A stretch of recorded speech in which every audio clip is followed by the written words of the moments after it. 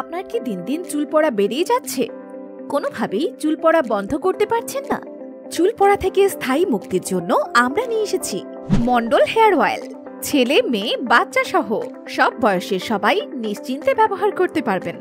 Mondal hair oil শতভাগ হালাল এবং সম্পূর্ণ প্রাকৃতিক, ঘরোয়াভাবে 40টিরও অধিক ভেষজ উপাদান দ্বারা তৈরি, যার ফলে কোনো পার্শ্ব প্রতিক্রিয়া নেই।